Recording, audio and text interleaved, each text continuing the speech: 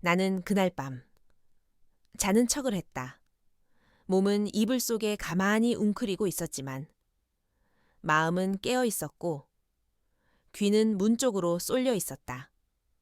낮은 도어락 소리, 발소리, 그리고 이불을 들추는 기척. 그날의 감촉이 아직도 손끝에 남아 있었다. 하지만 그 이야기를 시작하기 전 나는 조금 더 시간을 거슬러 올라가야 한다. 이야기의 시작은 3개월 전. 봄비가 촉촉히 내리던 어느 날이었다.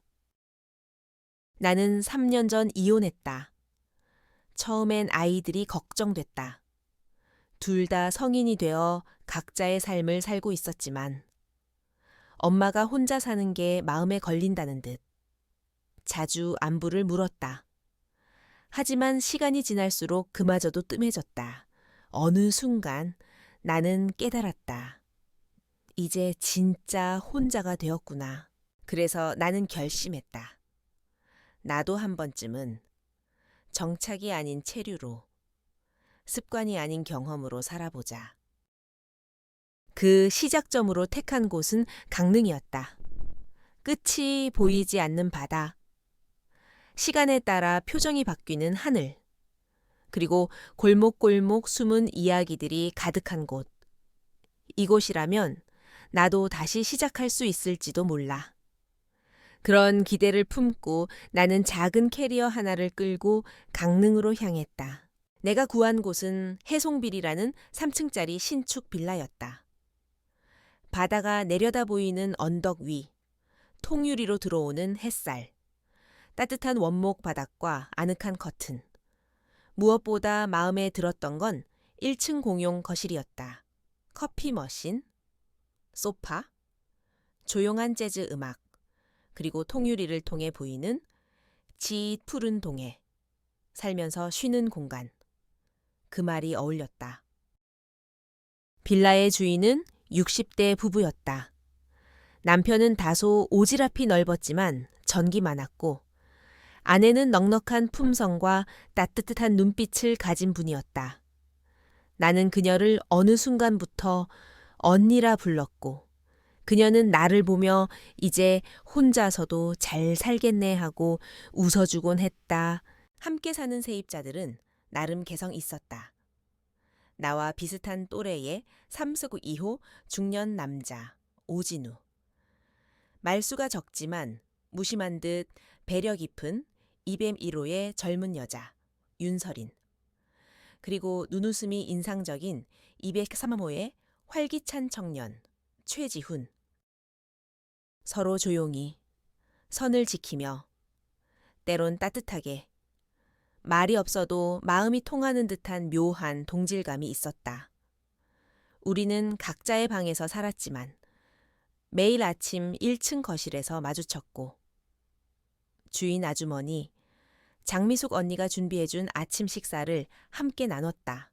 나는 그 시간이 참 좋았다. 말없이 마주 앉아 국을 한 숟가락 뜨고 커피를 내리는 소리, 바다의 파도 소리, 그 모든 게 잔잔한 음악처럼 느껴졌다. 내 방은 2층 끝방, 창가가 넓고 바다가 바로 보이는 구조였다. 문엔 되어락이 있었고 입주식 카드키를 따로 받았다. 짐은 캐리어 하나, 그리고 노트북, 책 몇 권이 전부 단출했지만 그게 오히려 마음을 가볍게 했다. 새벽이면 파도 소리에 눈을 떴고 밤이면 통유리를 열고 바닷바람을 들이며 잠에 들었다. 그 평온이 오래 가길 바랐다. 하지만 그건 오래 가지 않았다. 어느 날 밤이었다. 나는 유난히 잠이 오지 않았다. 몸을 뒤척이다 창가에 등을 기대고 앉았다. 창밖은 잔잔했고 빌라 전체는 고요했다. 그런데 문득 소리가 났다. 삑 났고 묘한 되어락 소리. 분명히 문을 잠갔는데 누가 들어오려는 건가 심장이 쿵 하고 내려앉았다. 문이 열렸다. 그 순간 나는 본능적으로 자는 척을 했다.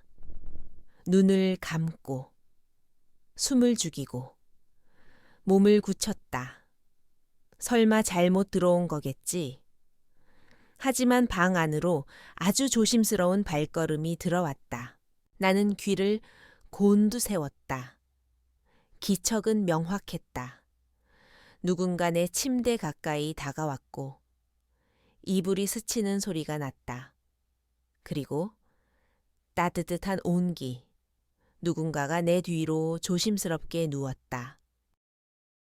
나는 두려움과 혼란 속에서 움직이지 못했다. 그의 팔이 나의 허리를 천천히 감쌌다.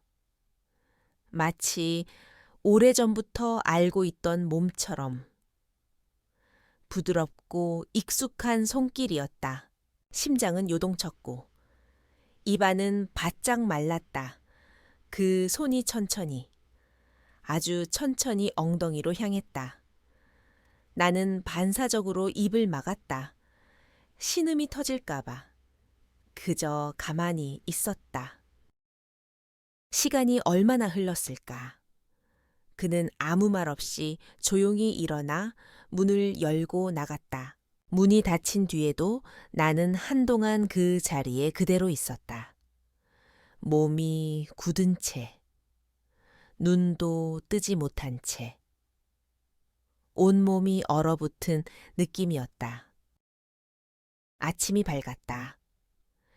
1층 거실에서는 여느 때처럼 장미숙 언니의 다정한 목소리가 들려왔다. 오늘은 황태국이에요. 얼른 내려와요. 나는 망설였다. 내 방에 들어온 사람이 그 중 한 명이라면 난 지금 어떻게 해야 하지? 하지만 결국 나는 계단을 내려갔다. 식탁에 앉은 얼굴들, 무표정한 듯 공손한 최지훈, 따뜻한 눈빛을 보내는 오진우, 조용하고 단정한 윤설인, 그리고 미소 짓는 장미숙 언니와 장인호 아저씨. 모두 평온했다.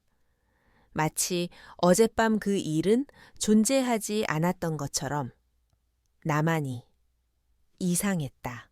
뜨거운 국물에 손이 가늘게 떨렸고 나는 조심히 국을 입에 댔다. 그 순간 오진우의 시선이 아주 잠깐 내 손에 머물렀다. 그리고 곧 아무 일 없었던 듯 시선을 돌렸다. 그 짧은 교차, 나만 느낀 걸까? 아니면 그는 그날 이후 나는 매일 밤 문을 2번씩 확인했다. 문고리를 1번, 덜하게 불빛을 2번, 그리고 나서야 겨우 등을 창가 쪽으로 두고 누울 수 있었다. 하지만 잠은 쉽게 오지 않았다. 파도 소리도, 고요한 바람도 더 이상 평온하게 들리지 않았다. 그날 밤 이후 나는 이 빌라의 모든 남자를 의심하기 시작했다. 203호의 최지훈은 여전히 쾌활하게 인사를 건넸고 3킥 2호의 오진우는 묵묵하지만 언제나 식사 자리에 함께했다. 그리고 집주인 장인호 아저씨. 특유의 너터루스므로 내 옆에 앉아 밥을 권했다.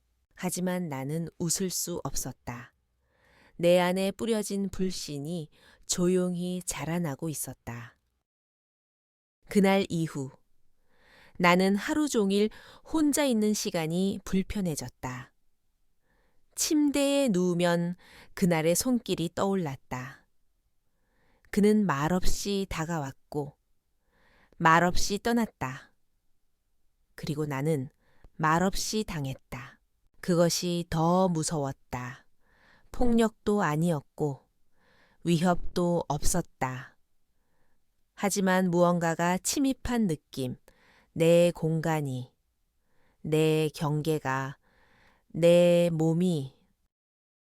식탁에서 그를 다시 마주했을 때 나는 나도 모르게 그를 피해 고개를 돌렸다.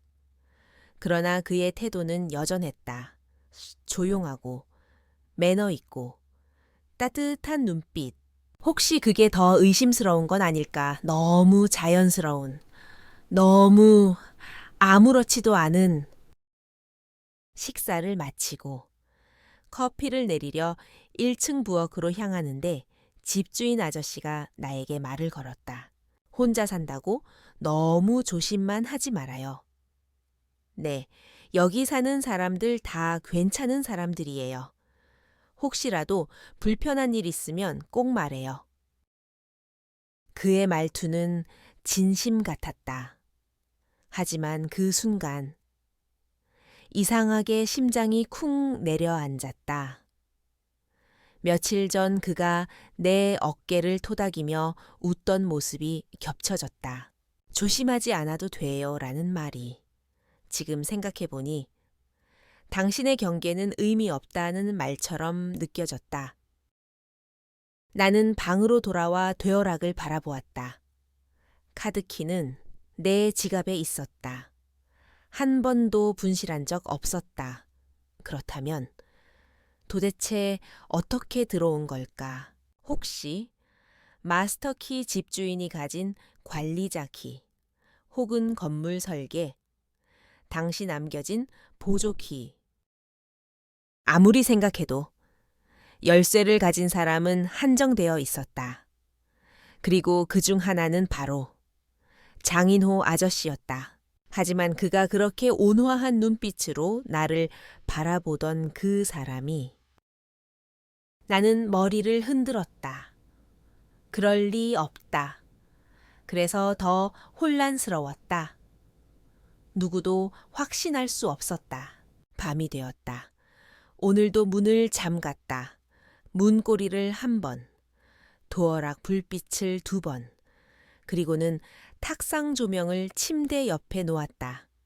불은 완전히 끄지 않았다. 살짝 어두운 정도로만. 내 스마트폰은 녹음 기능을 켜둔 채 침대 옆에 두었다. 오늘도 누군가 들어온다면 이번엔 그 순간을 기록해야 한다. 나는 창가를 바라보며 눈을 감았다. 숨은 얕았고 마음은 예민했다. 바람 소리, 물 내리는 소리, 복도에서 가끔 들리는 발소리까지 모든 소리가 귀에 박혔다. 1시, 2시, 3시. 되어락은 열리지 않았다. 복도는 조용했다. 그 누구도 들어오지 않았다. 나는 점점 헷갈리기 시작했다. 그날 밤은 정말 있었던 일이었을까? 혹시 꿈은 아니었을까? 혹은 내가 너무 예민했던 걸까? 그러나 내가 느꼈던 손길, 천, 그리고 그 감각들은 분명했다. 그런데 왜 오지 않았을까? 그가 오지 않은 오늘 밤. 나는 이상하게도 실망했다. 두려웠던 일이었는데 그 일이 반복되지 않자 허전해지는 내 마음. 그 감정이 더 무서웠다. 나는 이불 속에서 무릎을 끌어안았다. 그리고 속삭였다. 내가 기다린 거야. 다음 날 아침 1층 거실에서 바베큐 파티가 열렸다. 장미숙 언니의 씩씩한 목소리. 마당에서 고기를 굽는 오진우. 맥주캔을 쌓는 최지훈. 상을 차리는 윤설인. 모든 게 평온했다. 그날도, 그 다음 날도, 오늘도. 사람들은 여전히 웃고 먹고 인사한다. 그런데 그 평온함이 이제는 무대처럼 느껴졌다. 나만 다른 결을 가진 사람처럼. 나는 적당히 맥주 2캔을 마셨고 취기가 돌자 마음도 느슨해졌다. 그날 밤의 감각이 다시 떠올랐다. 심장은 다시 요동치기 시작했다. 오늘따라 얼굴이 밝아졌어요. 오진우의 말에 나는 웃으며 말했다. 그래요? 아마 덜 무서워서 그런가 봐요. 농담처럼 던졌지만 사실 그 안에 나조차도 알 수 없는 진심이 숨어 있었다. 밤이 되었다. 나는 오늘도 창가를 향해 누웠다. 도어락은 확인했고 조명은 어둡게 녹음도 켜두었다. 심장은 두근대고 있었다. 오늘은 올까 아니면 오지 않을까. 나는 스스로에게 묻는다. 내가 기다리는 건 그 사람일까? 아니면 그 감정일까? 두려움, 놀람, 혼란, 그리고 그날의 감각 지워지지 않았다. 지우고 싶지도 않았다. 그리고 새벽 1시 38분 삑 낮은 도어락 소리, 문이 열렸다. 그는 다시 왔다. 숨을 크게 들이쉰 나는 이번엔 자는 척을 하며 눈을 살짝 떴다. 그의 실루엣이 어둠 속에 드러났다. 조용히 침대로 다가온다. 이불을 살짝 들추고 그는 내 뒤로 누웠다. 숨소리 하나 없이 그의 팔이 다시 내 허리를 감싸 안았다. 그리고 이번엔 더 느릿하게, 더 깊게 그의 손이 천천히 그러나 확신에 찬 움직임으로 내 허리를 감싸 안았다. 나는 그대로 숨을 멈추었다. 눈은 감은 채였지만 감각은 또렷했다. 그날 밤과는 분명히 달랐다. 이번엔 그의 움직임엔 머뭇거림이 없었고 나 또한 저항하지 않았다. 오히려 내 몸은 그에게 반응하고 있다는 걸 스스로도 알고 있었다. 그의 손이 등을 타고 내려오다 허벅지 아래를 스쳤을 때 나는 어쩔 수 없이 몸이 떨리는 걸 느꼈다. 그가 그 떨림을 느꼈는지 잠시 멈칫하더니 내 손을 조심스럽게 찾아와 살며시 감싸주었다. 그 온기는 따뜻했고 나는 그 손길을 뿌리치지 않았다. 심장은 빨라졌고 숨은 얕아졌다. 이불 속의 공기가 더워지고 내 몸은 더 이상 이불 속에 숨을 수 없게 되었다. 나는 천천히, 아주 천천히 몸을 돌렸다. 그는 놀라지도 않았다. 그저 고요한 눈으로 나를 바라보고 있었다. 그 눈동자 안에는 어떤 말도 없었지만 어떤 의도는 있었다. 입술이 다가왔다. 처음엔 부드럽게, 조심스럽게. 그러나 이내 숨이 섞이고, 천이 섞이고, 감정이 스며들었다. 나는 그의 목을 감싸 안았고, 그는 나를 끌어안았다. 그 밤, 그 이불 속, 우리 둘만의 공간에서 나는 처음으로 그의 진짜 온기를 느꼈다. 얼마나 시간이 흘렀는지 알 수 없었다. 그는 여전히 나를 감싸 안고 있었고 나는 그의 가슴에 귀를 댄 채 눈을 감았다. 심장은 여전히 뛰고 있었고 숨결은 정직하게 흐르고 있었다. 무엇보다 그 어떤 불편함도 없었다. 어쩌면 그건 내가 그를 받아들이고 싶었다는 증거일지도 모른다. 그는 말이 없었다. 나도 아무 말 하지 않았다. 그저 조용히 함께 숨 쉬며 잠이 들었다. 오늘은 미역국이에요. 속 좀 풀어요. 다음 날 아침. 여느 때처럼 1층 거실에서 들려오는 장미숙 언니의 다정한 목소리. 나는 천천히 일어났다. 몸을 움직일 때마다 전날 밤의 감촉이 스며들었다. 샤워를 마치고 옷을 갈아입은 뒤 무심한 얼굴로 거울을 봤다. 괜찮아 보여야 해. 나는 속으로 다짐하며 계단을 내려갔다. 1층 거실. 그는 이미 내 앞자리에 앉아 있었다. 3핑거 2호 오진우. 눈이 마주쳤다. 그는 가볍게 고개를 끄덕이며 미소 지었다. 마치 어젯밤 아무 일도 없었다는 듯. 그 미소가 너무도 담백해서 나는 더 무서웠다. 어떻게 그럴 수 있을까 나를 안았고 내 눈을 바라봤고 입을 맞췄던 사람인데 그의 얼굴엔 단 한 조각의 흔들림도 없었다. 나는 숟가락을 몇 번 들다 말고 결국 자리에서 일어섰다. 먼저 올라갈게요. 그 누구도 나를 붙잡지 않았다. 방으로 돌아온 나는 침대 끝에 걸터 앉아 창밖을 바라봤다.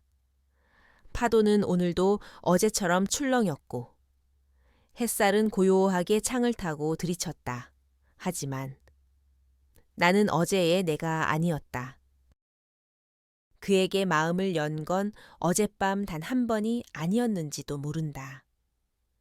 그의 조용한 눈빛, 말없지만 배려 깊던 행동들, 늘 나에게 괜찮냐고 물어주던 그 말들, 그게 다였다.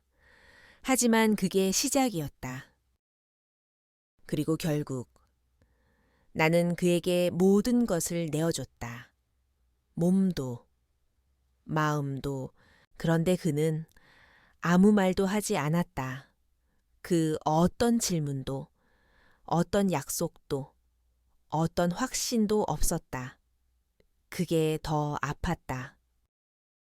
그날 오후 1층 거실에서 마주친 그는 여전히 평소 같았다.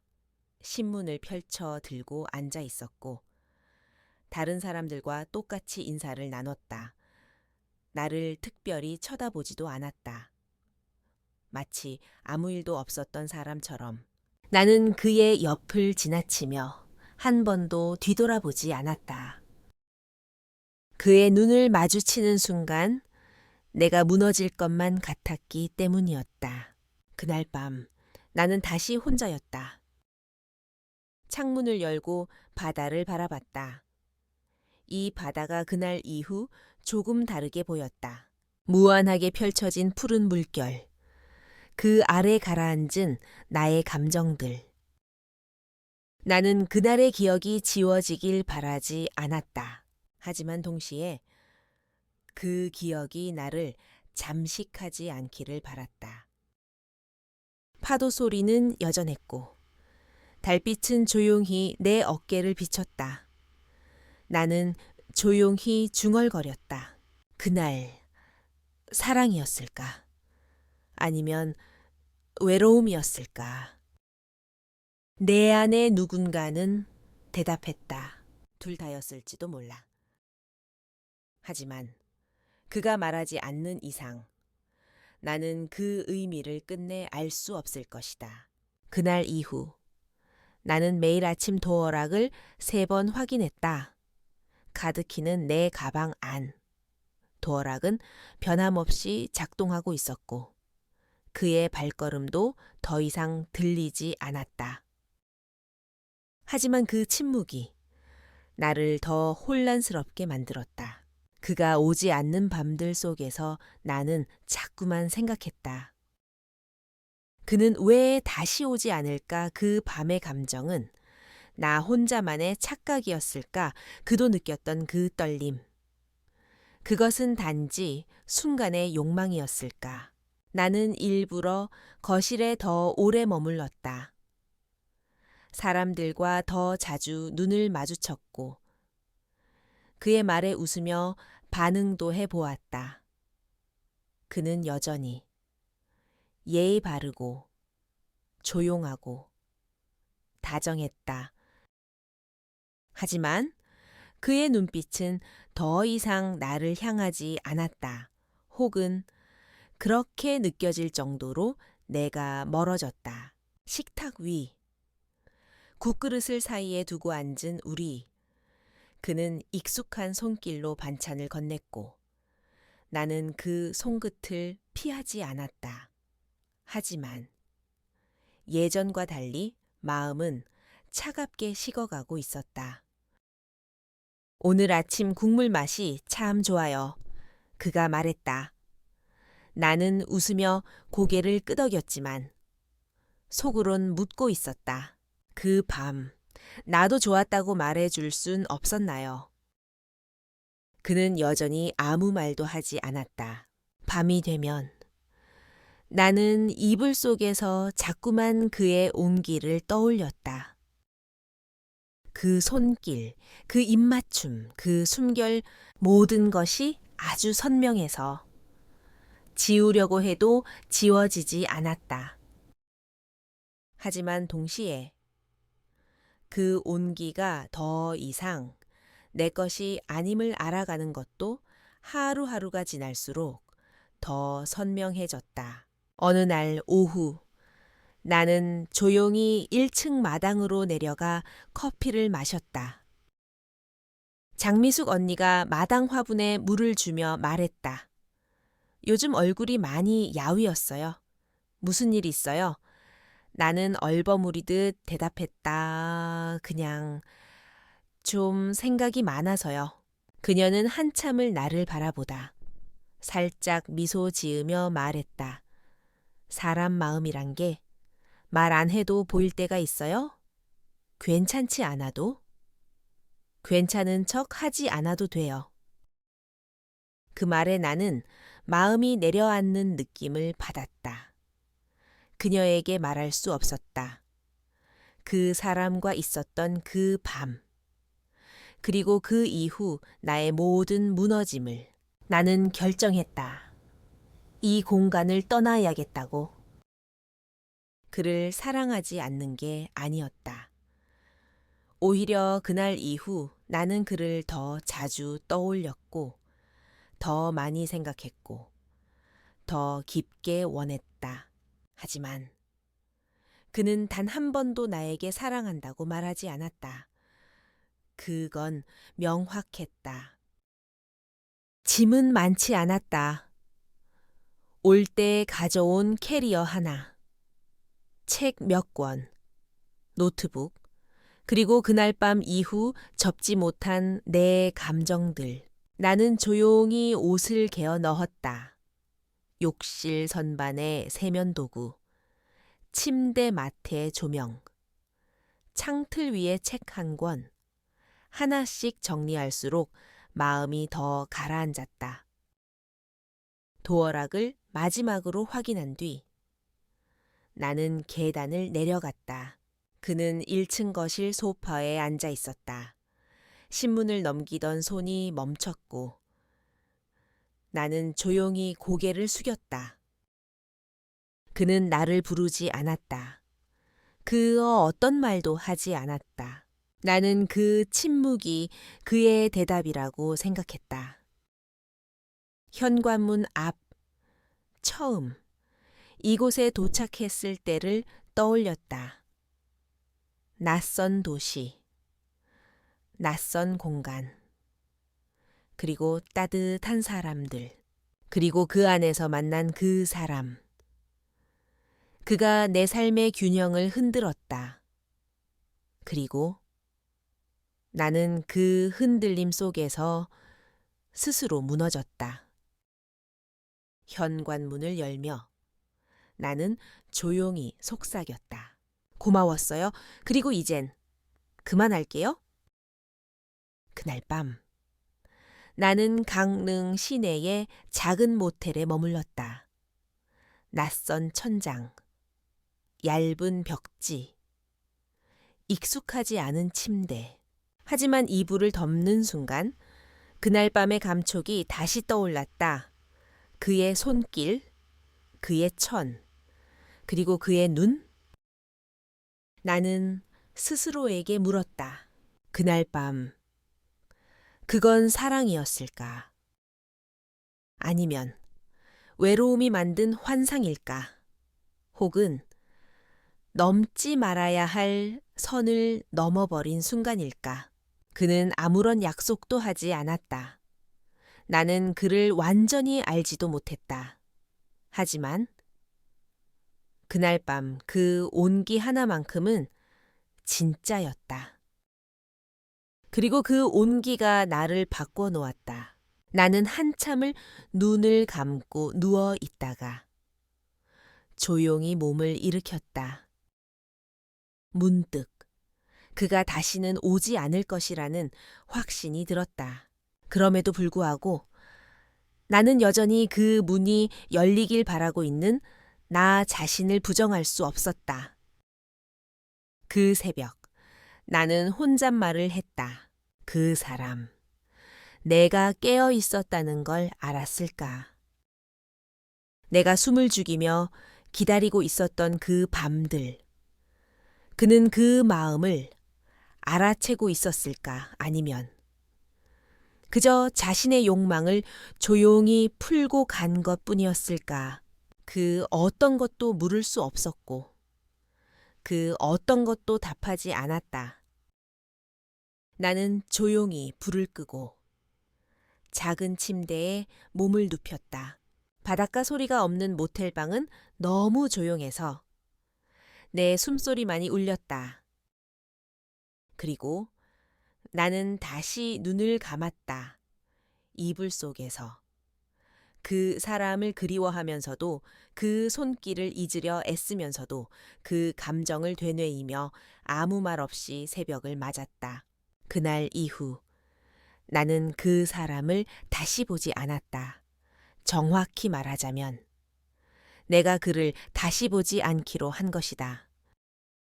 사실 그는 아마 여전히 해송빌에서 평소처럼 아침에 국을 뜨고 거실에서 신문을 펼치고 웃으며 사람들과 인사를 나누고 있을 것이다. 그 모든 장면은 내가 함께 했던 모습 그대로일 것이다. 하지만 이제 나는 그 장면의 배경에서 사라진 사람이 되었다. 모텔방 침대의 눈차에 천장을 바라보며 나는 문득 이렇게 되뇌었다. 나는 정말 사랑받았던 걸까? 그날 밤 그는 나를 다정하게 안았고 침묵 속에서 나를 느꼈고 아무 말도 없이 떠났다. 그리고 그 다음 날 그는 미소를 지었고 예전처럼 식사를 건넸고 그 어떤 말도 하지 않았다. 그게 전부였다. 내가 그에게 바란 건 그리 거창한 것이 아니었다. 단 한마디. 그날 밤 나도 너를 느꼈다. 그 말 한 줄이면 됐다. 하지만 그는 그마저도 하지 않았다. 나는 그 침묵이 진심이 아니었다는 말보다 더 아팠다. 그가 나를 원했던 건 어쩌면 순간의 위안, 어쩌면 외로움 속의 짧은 연결. 그 이상은 처음부터 없었던 건지도 몰랐다. 창밖은 어느덧 봄에서 여름으로 넘어가고 있었다. 강릉의 바다는 여전히 파랗고 나는 어느 도시에서도 보지 못한 깊은 하늘색을 그곳에서 처음 보았다. 나는 그 색을 마음속 어딘가에 담은 채 짐을 다시 정리했다. 이제는 돌아갈 집이 필요했다. 언제까지고 방황처럼 떠돌 수는 없었다. 나는 한참을 망설이다. 딸아이에게 전화를 걸었다. 엄마, 지금 강릉이야. 며칠 있다가 서울 갈게. 무슨 일 있었어? 그냥 이젠 좀 돌아가야 할 것 같아서 그녀는 더 이상 묻지 않았다. 그게 오히려 고마웠다. 서울에 도착했을 때 그곳은 여전히 분주하고 각자의 일상은 아무 일 없다는 듯 돌아가고 있었다. 나는 한때 내가 살던 아파트 근처를 지났다. 창문 밖을 바라보며. 이젠 저 풍경이 나와는 아무 상관없다는 걸 느꼈다. 그렇다고 슬프지는 않았다. 단지 조금은 멀어진 풍경처럼 낯설었다. 며칠 뒤 나는 집 근처 공원 벤치에 앉아 있었다. 책 한 권을 펼쳐 놓았지만 한 글자도 읽히지 않았다. 마음은 여전히 그 바다에 머물러 있었고 그 사람의 손끝에 그 침묵에 머물러 있었다. 하지만 그 순간 어린아이들이 손을 잡고 지나갔고 바람이 얼굴을 스쳤다. 그때 알았다. 나는 아직 살아 있다는 걸, 아직 계속 살아가야 한다는 걸. 그날 밤 나는 혼자 거실 조명을 켜놓고 조용히 글을 쓰기 시작했다. 자고 있는 사이라는 제목으로 내가 겪었던 그 봄과 바다, 그리고 그 밤의 침묵에 대해 적어 내려갔다. 글을 쓰면서 나는 처음으로 그를 원망하지 않게 되었다. 그는 나를 미워하지도 사랑하지도 않았던 사람, 그저 잠시 나와 같은 바람 속을 걷고 있던 누군가였다. 그리고 나는 그의 침묵을 통해 내 안의 외로움을 직면할 수 있게 되었다. 그리고 오늘 나는 다시 바다로 향한다. 이번엔 강릉이 아니라 좀 더 남쪽의 도시로. 짐은 여전히 가볍다. 캐리어 하나, 책 몇 권, 그리고 새 노트북. 그리고 그와의 기억은 캐리어 안이 아닌 마음속 깊은 서랍에 조용히 넣었다. 열차 안. 창밖의 풍경이 빠르게 지나간다. 나는 유리창에 비친 내 얼굴을 보며 천천히 중얼거린다. 이제 괜찮아? 이제는 누군가의 손길 없이도, 그의 시선 없이도 나는 다시 혼자서 괜찮을 수 있다. 물론 어쩌면 언젠가 또 누군가가 다가올지도 모른다. 그때 나는 그 사람에게 먼저 묻고 싶다. 그 손길. 사랑인가요? 그 침묵? 내 마음을 알아준 건가요? 그리고 그 사람이 조용히 미소 지으며 고개를 끄덕인다면 그때는 나도 기꺼이 그 손을 잡을 수 있을 것 같다. 하지만 지금은 혼자서도 괜찮은 사람으로 남고 싶다. 여러분께 묻고 싶습니다. 그가 그녀의 방에 들어왔을 때 그녀는 눈을 감고 숨을 죽였고 그 손길을 받아들였습니다. 그것은 과연 사랑이었을까요? 외로움이었을까요? 혹은 넘지 말아야 할 선이었을까요? 그날 이후 그녀는 침묵했고 그는 아무 말도 하지 않았습니다. 만약 그날 밤 여러분의 방에 누군가 들어왔다면 그 다음 날 여러분은 어떤 선택을 하셨겠습니까?